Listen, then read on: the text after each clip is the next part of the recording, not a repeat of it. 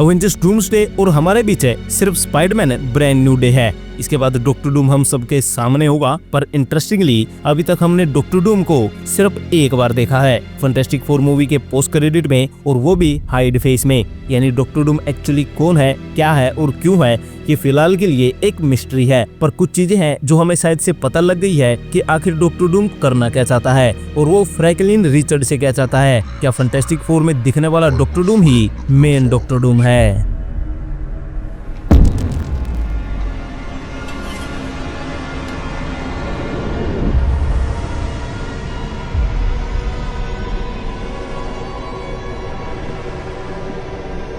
I am Victor.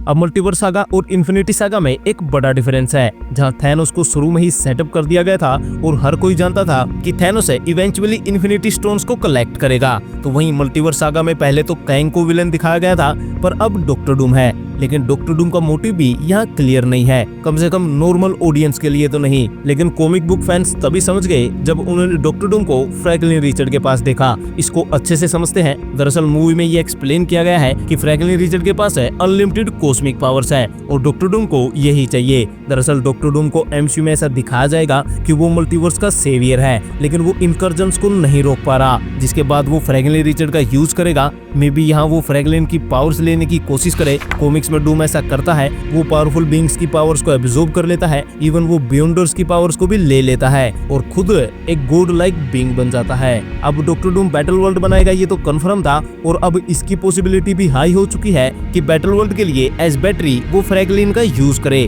Comics में doctor Doom ऐसा molecule man के साथ करता है, पर एमसीयू में मॉलिक्यूल मैन अभी तक नहीं दिखाया गया है और शायद ही अब इस कॉन्सेप्ट को यहाँ लाया जाएगा। तो मे बी यहाँ फ्रैंकलिन की पावर से बैटल वर्ल्ड को फॉर्म किया जाए। साथ ही हमें यह भी पता है कि फैंटास्टिक फोर एमसीयू के मेन अर्थ पर आ रहे हैं और उनका मेन मोटिव यही होगा कि वो यहाँ के सुपर हीरोज की मदद से फ्रैंकलिन को बचा सके डूम से। साथ ही यहाँ फैन इससे भी कंफ्यूज है कि क्या डूम मल्टीवर्स से आया था फ्रैंकलिन को लेने के लिए। वेल, फैंटास्टिक फोर मूवी में लेटवीरिया को टीज किया गया था, यानी यहाँ विक्टर है डॉक्टर डूम बन चुका है, तो शायद ये डॉक्टर डूम इसी यूनिवर्स से बिलोंग करता हो, जो कि गैलेक्टस वाले इवेंट्स पर यहाँ ना हो। आई मीन वो यूनिवर्स में मोस्ट पावरफुल सोर्स को ढूंढने के लिए निकला हो, ताकि उसका यूज करके वो इनकर्जन्स को रोक सके या फिर मल्टीवर्स पर रूल कर सके। और आखिरकार जब डॉक्टर डूम को पता चला कि वो पावरफुल सोर्स है फ्रैंकलिन रिचर्ड है, जिसको लेकर डॉक्टर डूम है अब मल्टीवर्स को अपने अंडर ले सकता है। साथ ही आपको बता दूं कि पोस्ट क्रेडिट सीन है रूसो ब्रदर्स ने ही शूट किया है और वो भी डूम्सडे मूवी के सेट पर है, तो इसकी हाई पॉसिबिलिटी है